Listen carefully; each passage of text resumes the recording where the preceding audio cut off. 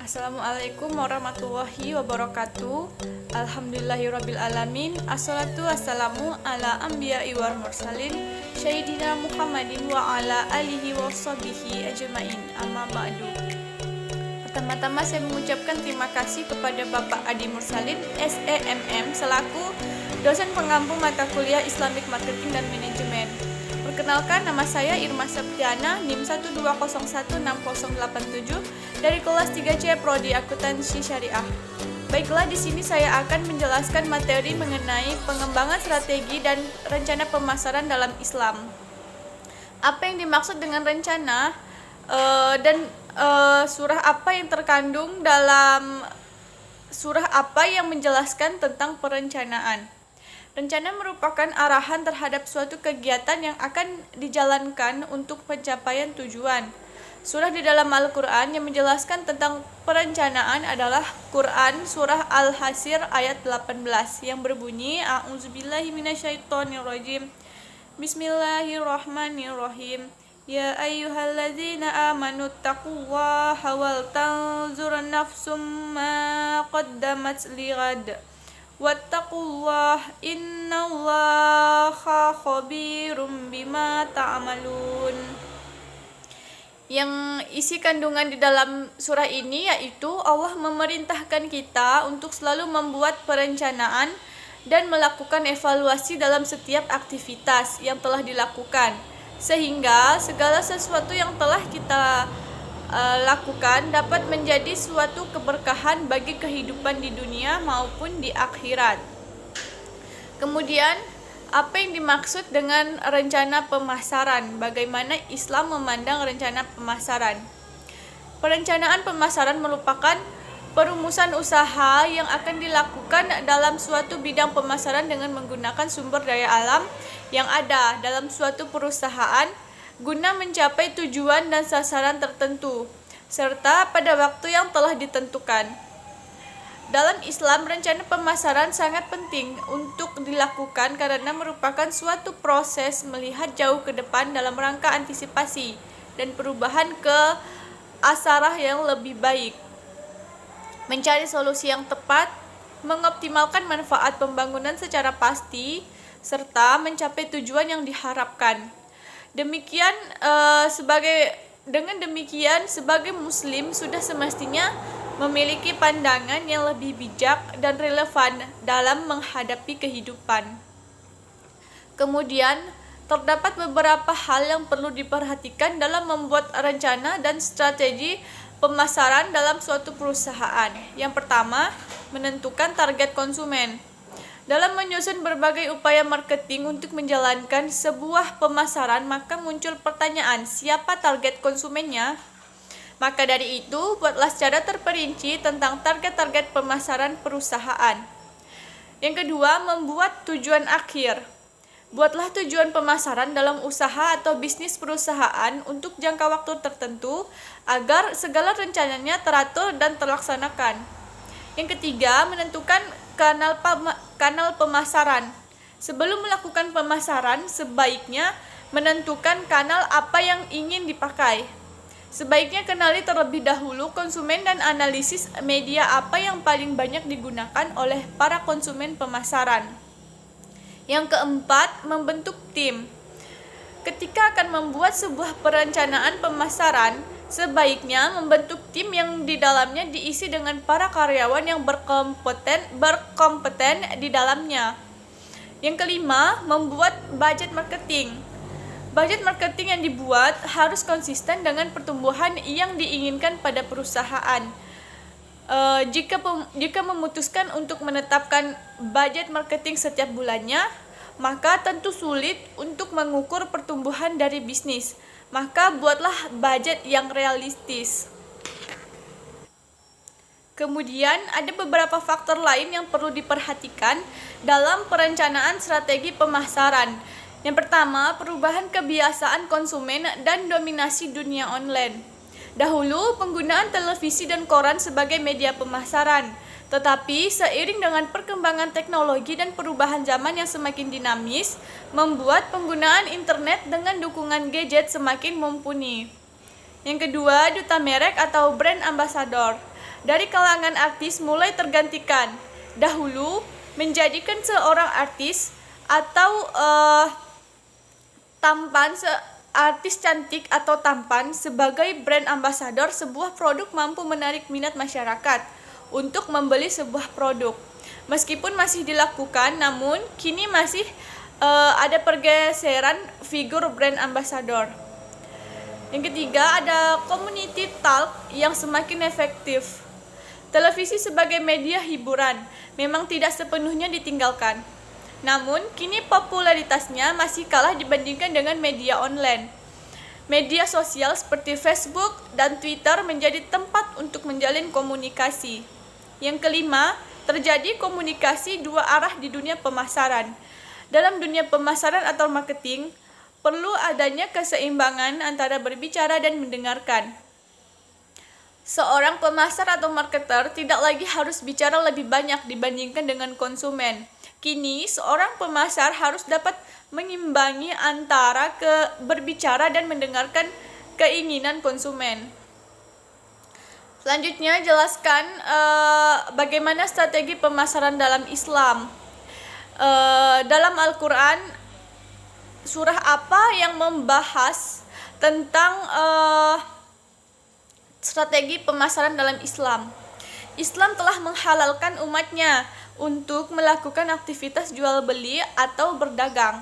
Bahkan Rasulullah SAW adalah seorang pedagang yang sangat terpandang pada zamannya.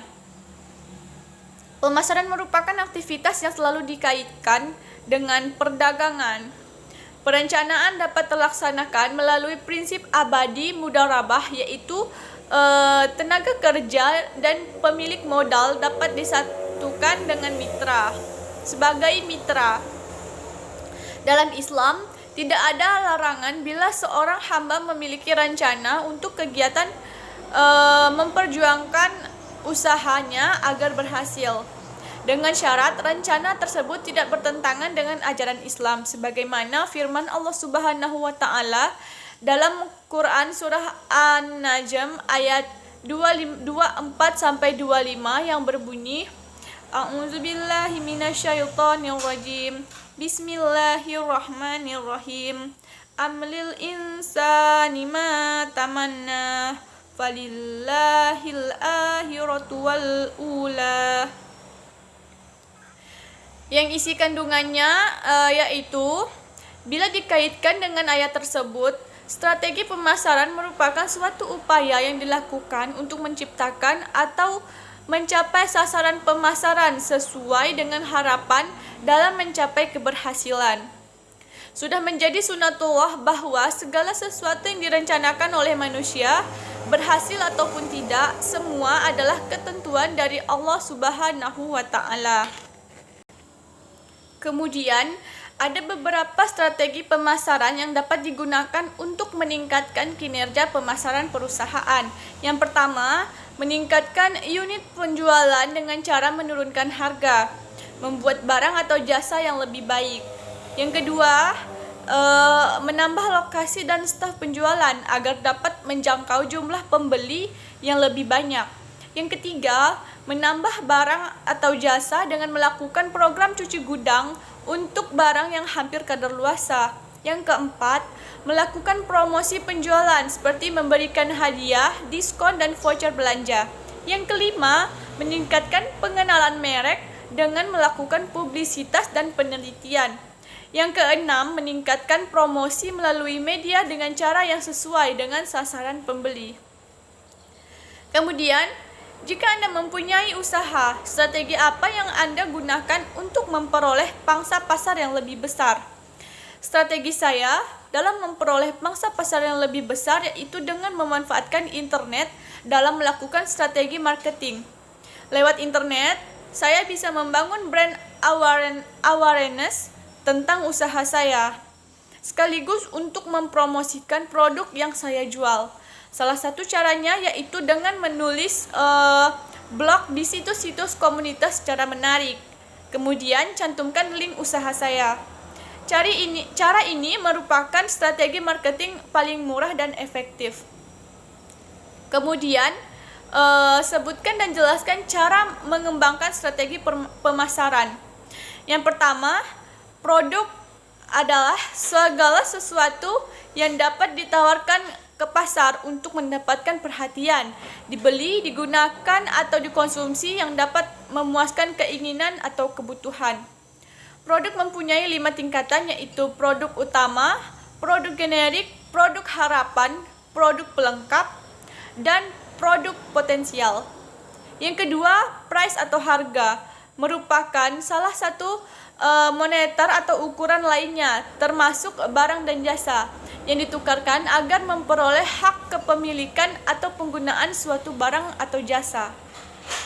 Yang ketiga, place atau tempat adalah tempat lokasi yang dituju, bagaimana saluran distribusinya, berapa banyak saluran, dan kondisi pada penyalur yang digunakan atau diperlukan. Yang keempat, promotion atau promosi adalah semua kegiatan yang dimaksudkan untuk menyampaikan atau mengkomunikasikan suatu produk kepada pasar sasaran. Kemudian, bagaimana cara Anda menerapkan strategi pemasaran kepada pelanggan non-muslim? Dalam Islam, kita tidak boleh membedakan kepada pelanggan yang non-muslim. Kita harus menerapkan strategi pemasaran kepada semua pelanggan, baik itu muslim maupun non-muslim, secara adil dan jujur. Bukan berarti jika non-muslim kita bisa melakukan kecurangan, tetapi Islam mengajarkan untuk selalu berbuat baik kepada semua insan manusia. Selanjutnya, pada surah Al-Maidah ayat 3 yang berbunyi, A'udzubillahi minasyaitonirrajim. Bismillahirrahmanirrahim. Hurrimat alaikumul maitatu waddamu walahmul khinziri wa ma uhilla li ghairillahi bihi wal munkhaniqatu wal mawquzatu wal mutaraddiyatu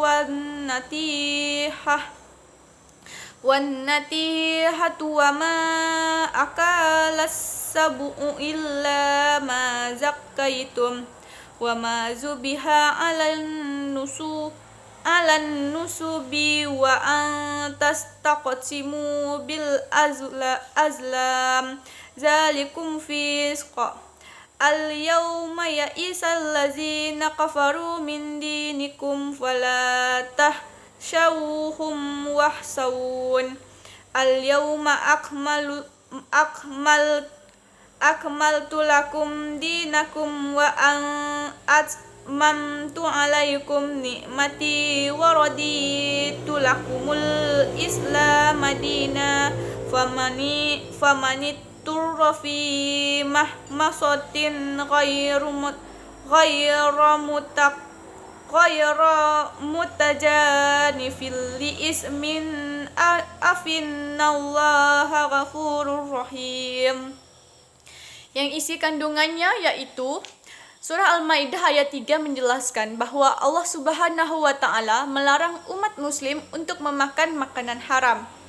Di antaranya seperti bangkai, daging babi, dan daging hewan yang tidak disembelih atas nama Allah Subhanahu wa taala. Selain itu, surah Al-Maidah ayat 3 juga menjelaskan tentang larangan dalam mencoba peruntungan mengundi nasib dengan anak panah. Perilaku tersebut merupakan salah satu ciri orang kafir yang tidak percaya dengan takdir dan kuasa Allah Subhanahu wa taala.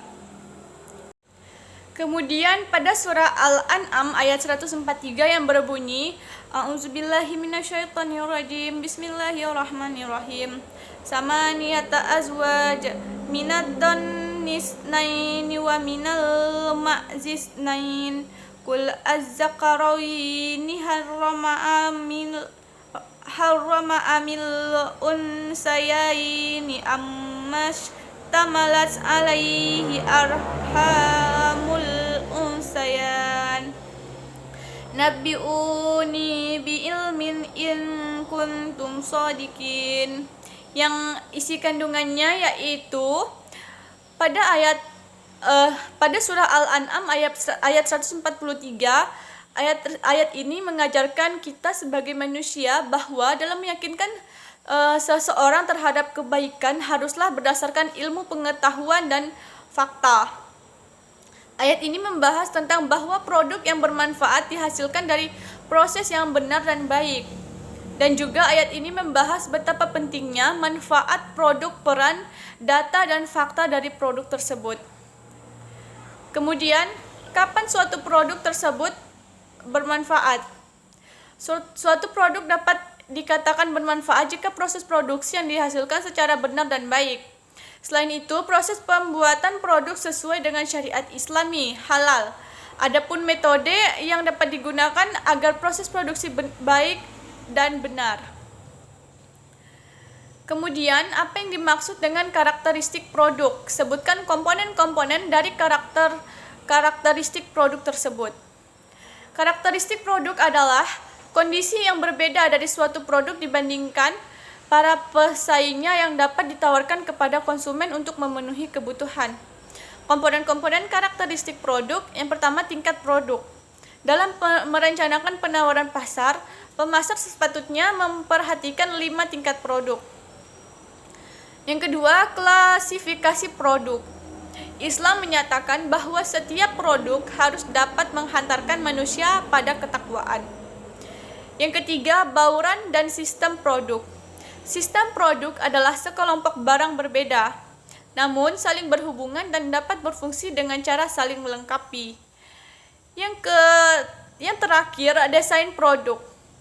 Kemasan produk dapat memberi pengaruh besar terhadap angka penjualan produk. Kemudian, menurut Kotler dan Keller, terdapat 5 tingkatan produk. Sebutkan dan jelaskan kelima tingkatan produk. Serta jelaskan juga bagaimana Anda membuka usaha jasa pendidikan dengan menggunakan 5 tingkat produk. Tingkat dasar, manfaat inti atau core benefit, yaitu manfaat dasar dari suatu produk yang ditawarkan kepada konsumen. Yang kedua, tingkat kedua yaitu basic produk, yaitu bentuk dasar dari suatu produk yang dapat dirasakan oleh panca indera. Tingkat ketiga atau expected produk, yaitu serangkaian atribut-atribut produk dan kondisi-kondisi yang diharapkan oleh pembeli pada saat membeli suatu produk. Tingkat keempat atau augmented produk, yaitu sesuatu yang membedakan antara produk yang ditawarkan oleh badan usaha dengan produk yang ditawarkan oleh pesaing.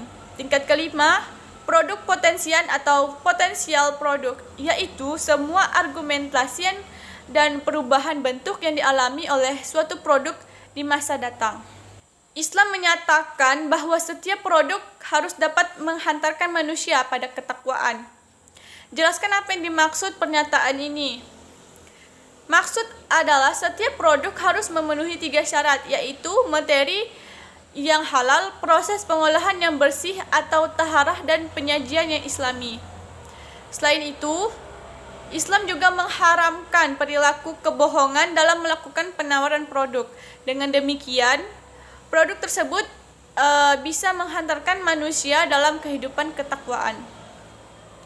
Surah yang mengatur hal ini yaitu Quran surah At-Talaq ayat 3 yang berbunyi, A'udzubillahi minasyaitonirrajim. Bismillahirrahmanirrahim. Wa yarzuqahu min haitsu la yahtasib. Wa may yatawakkal 'alallahi fahuwa hasbuh. Innallaha balighu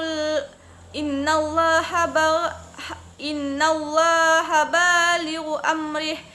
Qad ja'alallahu likulli syai'in qadir. Yang isi kandungannya yaitu ketika melakukan kegiatan pemasaran produk yang kita jual harus menghantarkan kita bertakwa kepada Allah, karena dengan cara tersebut bisa memberi rezeki kepada kita dari arah yang tak disangka-sangka. Kemudian ada surah Al-Mutaffifin ayat 1-3 yang berbunyi, A'udzubillahi minasyaitonirrajim. Bismillahirrahmanirrahim. Wailul lil mutaffifin allazina idza talu 'alan nasi yastawfun wa idza kaluhum aw wajanuhum yuhsirun. Yang isi kandungannya yaitu ayat ini menyatakan bahwa menjual produk cacat dan menyembunyikan adalah haram. Artinya, produk yang meliputi barang dan jasa yang ditawarkan pada calon pembeli harus memiliki kualitas yang sesuai dengan yang telah disajikan antara penjual dan pembeli. Kemudian pada surah An-Nahl ayat 116 yang berbunyi A'udzubillahi minasyaitonirrajim. Bismillahirrahmanirrahim. Wala taqulu lima tasifu alsinatukumul kaziba hadza halalu wa hadza haramul litaqtaru 'alallahil kaziba. Innal ladzina yaftaruna 'alallahil kaziba la yuflihun. Yang isi kandungannya yaitu ayat ini secara tegas melarang kita untuk berkata bohong, mengatakan bahwa suatu produk itu halal atau haram. Dan juga dalam ayat ini Allah mengatakan bahwa orang berbohong tidak akan mendapatkan keberuntungan. Selanjutnya surah Al-Mu'minun ayat 51 yang berbunyi A'udzubillahi minasyaitonirrajim. Bismillahirrahmanirrahim. Ya ayyuhar rusulu qulu minat thayyibati wa'malu sholihan inni bima ta'maluna alim. Yang isi kandungannya yaitu Allah memerintahkan untuk memakan makanan yang halal dan mengerjakan amal yang soleh. Ayat ini juga memberi peringatan bahwa apa yang kita lakukan atau kerjakan akan selalu dilihat oleh Allah Subhanahu wa Ta'ala. Kemudian Kotler menyatakan bahwa produk dapat diklasifikasikan menjadi beberapa kelompok. Yang pertama, menurutnya ada dua kategori utama dalam pengklasifikasiannya, yakni berdasarkan wujud dan berdasarkan daya tahan dari produk. Yang pertama, berdasarkan wujudnya. Pertama, produk fisik yang bisa dilihat, diraba, atau dapat dirasakan. Contohnya produk televisi. Kedua, produk yang tidak berwujud benda, namun berupa pelayanan, contohnya jasa tukang pijit. Yang kedua, berdasarkan daya tahan. Pertama, barang tidak tahan lama yang memiliki batas waktu, contohnya pulpen. Kedua, barang tahan lama untuk jangka panjang, contohnya motor. Kemudian, jelaskan apa yang dimaksud dengan bauran atau produk lebar, bauran produk ke dalam bauran produk, dan konsisten bauran produk. Bauran produk adalah kumpulan seluruh produk dan barang yang ditawarkan penjual tertentu kepada pembeli. Lebaran yaitu suatu bauran produk mengacu pada sebuah banyak lini produk berbeda yang dimiliki oleh perusahaan tersebut.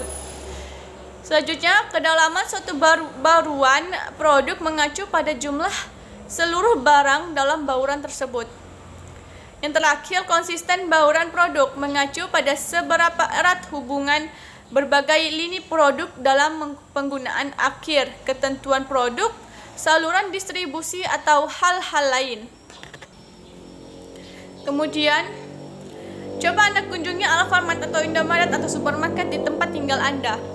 Coba Anda hitung berapa lebar bauran produk, dalamnya bauran produk, dan luasnya bauran pokok yang ada di Alfamart atau Indomaret atau supermarket di tempat tinggal Anda.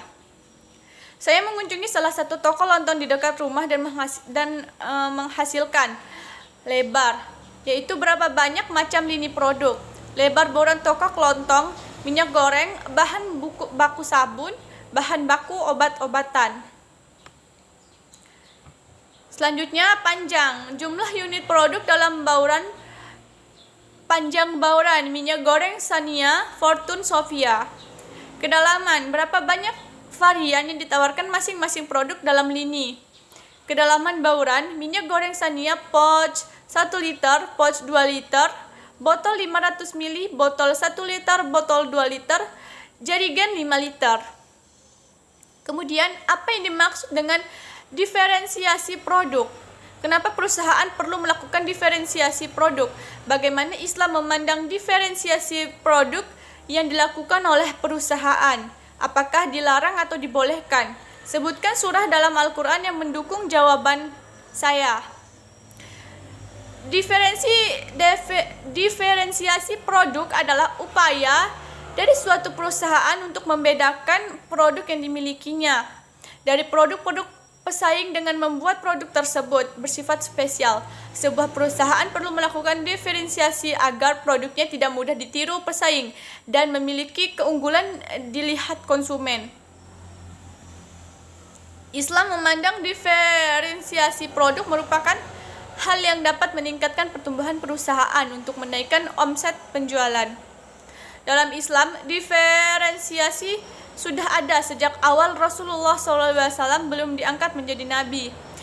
Diferensiasi merupakan hal yang boleh dilakukan dalam Islam seperti firman Allah dalam surah Al-Mulk ayat 15.